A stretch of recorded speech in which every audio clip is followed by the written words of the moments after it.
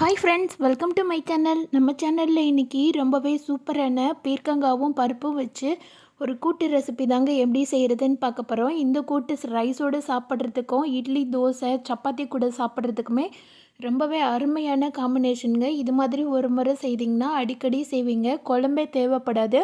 இந்த ஒரு கூட்டே போதும். இது கூட வெறும் அப்பளம் மட்டும் வச்சு சாப்பிட்டா கூட போதுங்க, அவ்வளவு டேஸ்ட்டாக இருக்கும்.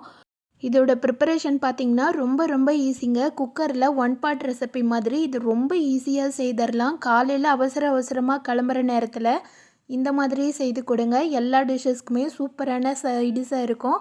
வாங்க அந்த டேஸ்டான ரெசிபியை எப்படி செய்கிறதுன்னு பார்க்கலாம்.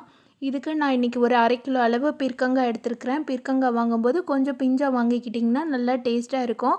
4 பேர் சாப்பிட்ணுன்னா குறைஞ்சது ஒரு 1/2 கிலோ அளவு வாங்கிக்கோங்க. ஏன்னா இதை பீல் ஆஃப் பண்ணிவிட்டு கட் பண்ணிட்டோன்னா ரொம்ப குட்டியாயிரும். அதாவது குவான்டிட்டி கம்மியாக தான் இருக்கும்.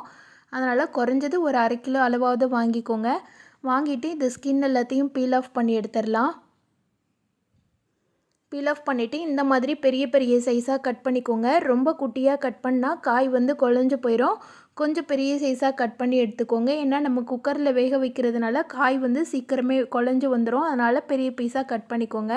இது கூட ஒரு 50 கிராம் அளவு துவரம் பருப்பு, 50 கிராம் அளவு பாசிப்பருப்பை கழுவிட்டு ஒரு 10 நிமிஷம் கிட்ட ஊற வச்சுருக்கிறேன். இது கூட ஒரு 50 கிராம் அளவு சின்ன வெங்காயம், 4 பச்சை மிளகாய், ஒரு 5-6 பல் பூண்டை தோலை உரிச்சிட்டு ரெடி பண்ணி வச்சுருக்கிறேன். இப்போ இதெல்லாத்தையும் ஒன்று ஒன்றா குக்கரில் சேர்த்துடலாம். கட் பண்ண காய் எல்லாத்தையும் சேர்த்தாச்சு. இது கூட தக்காளி பழம் ஒரே ஒரு தக்காளி பழம் பொடியாக அரிஞ்சு வச்சுருக்கிறேன், அதை சேர்த்துக்கலாம். இது கூட நறுக்கி வச்ச சாம்பார் வெங்காயம், பச்சை மிளகாய், பூண்டு இதெல்லாத்தையும் சேர்த்துக்கோங்க. இந்த கூட்டுக்கு பெரிய வெங்காயத்தை விட சின்ன வெங்காயம் தாங்க நல்ல டேஸ்ட்டு கொடுக்கும். அதனால் முடிஞ்ச வரைக்கும் சின்ன வெங்காயம் யூஸ் பண்ணுங்கள். முடியாத பட்சத்தில் பெரிய வெங்காயம் எடுத்துக்கோங்க. இது கூட நம்ம ஊற வச்ச பருப்பை சேர்த்துடலாம். சாம்பார் பொடி காரத்துக்கு ஏற்ப ஒரு 2 ஸ்பூன் அளவு சேர்த்துருக்குறேன். உங்களுக்கு தேவைக்கேற்ப நீங்கள் சேர்த்துக்கோங்க. 1/2 ஸ்பூன் அளவு மஞ்சத்தூள், 2 ஸ்பூன் அளவு சீரகம், இது எல்லாத்துக்கும் தேவையான அளவு உப்பு சேர்த்துட்டு நம்ம பருப்பு ஊற வச்ச தண்ணியவே இது கூட சேர்த்துக்கலாம்.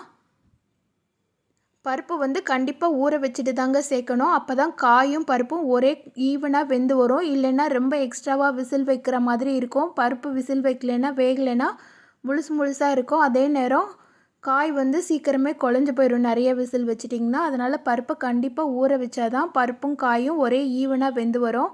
இதெல்லாத்தையும் ஒரு முறை மிக்ஸ் பண்ணிவிட்டு குக்கரில் ஜஸ்ட்டு 2 விசில் மட்டும் வைங்க. இப்போ விசில் எல்லாம் போயிடுச்சு. ப்ரெஷர் எல்லாம் ரிலீஸ் ஆனதுக்கப்புறமா பார்க்கலாம். பாருங்கள் எவ்வளவு சூப்பராக வந்திருக்குன்னு சொல்லிட்டு. பருப்பு நல்லா மசிய வந்திருக்கு. அதே நேரம் காயும் குழையலை. நான் சொன்ன மாதிரி பருப்பை ஊற வச்சுட்டு நீங்கள் செய்திங்கன்னா தான் இந்த மாதிரி மெத்தடில் கரெக்டான பக்குவத்தில் வெந்து வரும். இப்போ இதெல்லாம் ரெடி ஆயிடுச்சு. இதுக்கு ஒரு சூப்பரான தாளிப்பு கொடுத்துடலாம். தாளிப்பு கரண்டியில் 2 ஸ்பூன் அளவு எண்ணெய் சேர்த்துருக்குறேன். 1 ஸ்பூன் அளவு கடுகுளுந்த பருப்பு போட்டு நல்லா பொரிய விட்டுடலாம். தாளிக்கிறதுக்கு ஒரு 1/2 ஸ்பூன் அளவு சீரகம் சேர்த்துக்கோங்க. நல்லா வாசனையாக இருக்கும். 2 காஞ்ச மிளகாவை கிள்ளிட்டு சேர்த்துக்கோங்க. ஒரு கொத்து கருவேப்பிலை சேர்த்துடலாம். சேர்த்துட்டு இதெல்லாத்தையும் நம்ம ரெடி பண்ணி வச்சுருக்கிற கூட்டோடு சேர்த்துடலாம்.